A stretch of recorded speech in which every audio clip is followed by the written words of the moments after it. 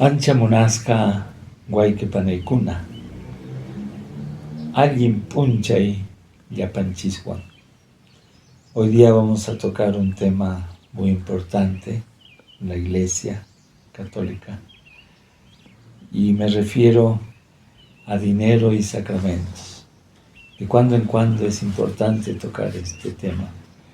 Hace 25 años publiqué un libro con ese título, donde expongo de una manera histórica, bíblica, teológica y práctica toda esta problemática de los cobros por sacramentos, por bendiciones, matrimonios, etc. en nuestra iglesia. Algo que tenemos que ir cambiando.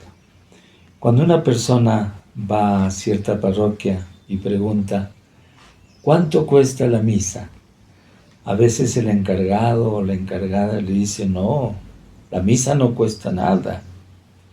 Lo que das es una ofrenda, una dádiva, un regalo. Pero tienes que dar 100 soles por la misa. Entonces yo le pregunto, ¿es regalo? Cuesta la misa porque tiene un precio fijo. Se quiere, claro, dorar la píldora, con otras palabras, pero la verdad que hay que decir las cosas con transparencia y no hay que burlarse de los fieles católicos. Y ellos y ellas podrían seguir preguntando cuánto cuesta un bautismo, la primera comunión, la confirmación, matrimonio, bendición, rosario, reza, todo cuesta. Incluso hay sacerdotes que reciben dinero cuando van a dar la unción a un enfermo, lo cual no es correcto. Y antes, en el tiempo de Lutero, también se cobraba por la confesión. Tenían que poner un dinero en una canastita que había en el confesionario de lata, y cuando sonaba, caía el dinero, entonces el sacerdote abría la ventanita. ¿Cuántas cosas han cambiado y cuántas cosas tienen que cambiar? Vamos a empezar a plantear así este asunto. Hay una práctica de la Iglesia en relación a los sacramentos y a los cobros. Y por otro lado, ha habido una práctica y un mensaje de Jesús y de los apóstoles que fue de otra manera. Empecemos, demos una mirada a la práctica de la Iglesia. Con los cobros por sacramentos, la Iglesia se inserta en el sistema capitalista y cumple rigurosamente las leyes del mercado. Entonces nos preguntamos, ¿qué es un mercado? Un mercado es una institución social en la que los bienes y servicios se intercambian libremente entre compradores y vendedores. En este caso, la Iglesia aparece ofreciendo bienes y servicios religiosos. Y hay 4 leyes básicas del mercado. Recordemos, hay 4 leyes básicas del mercado. La primera es la empresa. La segunda ley es el producto. La tercera ley es el precio.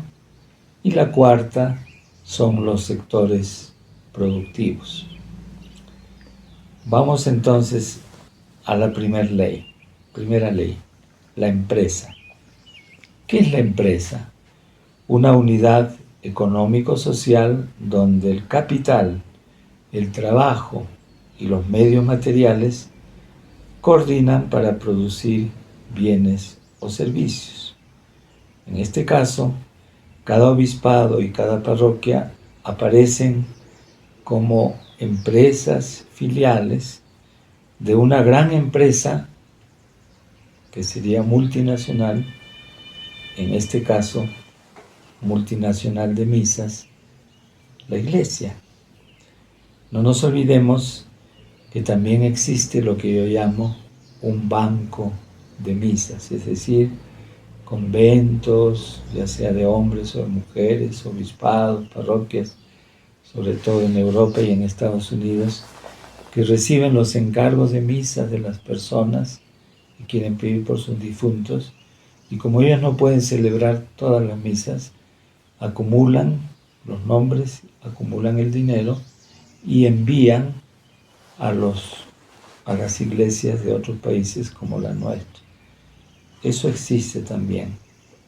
Ustedes no se imaginan los millones de dólares que corren a través de estos encargos de misas en todo el mundo.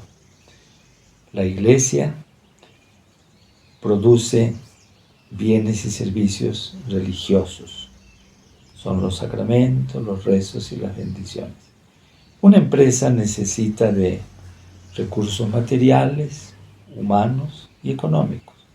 En este caso, recursos materiales, el templo, el altar, los instrumentos para la misa.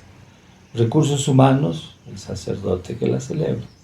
Recursos económicos, el capital, lo aportan los compradores de la misa. Vamos al segundo punto, la segunda ley básica del mercado. El producto es lo que se ofrece a un mercado para satisfacer un deseo o una necesidad. En este caso, el producto es la misa y la necesidad es una necesidad religiosa. Vamos a la tercera ley básica del mercado, que es el precio y la ley de la oferta y la demanda. El precio es el pago, valor monetario, asignado a un bien o servicio. Las misas, generalmente, los sacramentos, tienen un pago.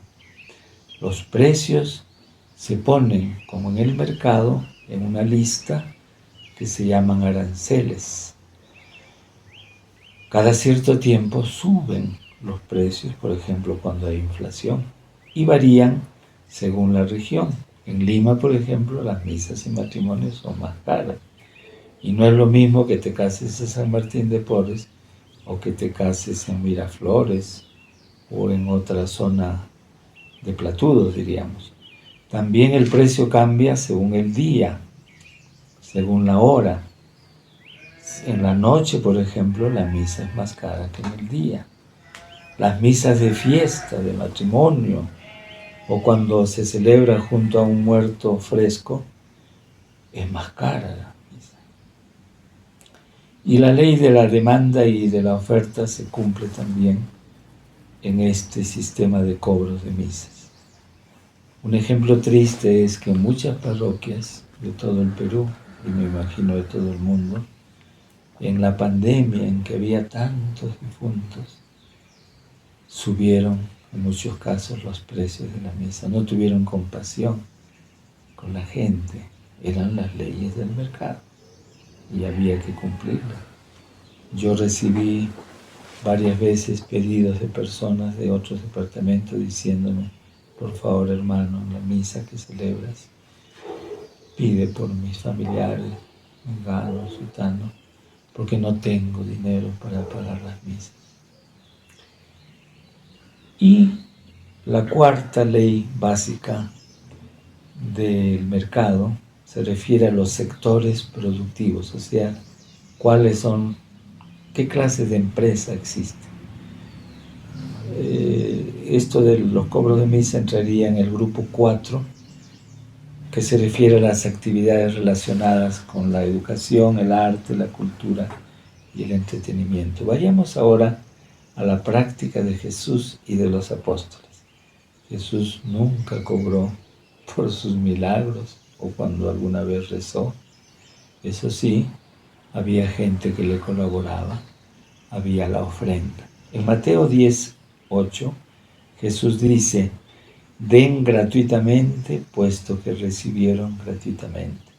En 1 Corintios 9:15, Pablo: mas yo no aproveché mis derechos, ni ahora les escribo para reclamar algo.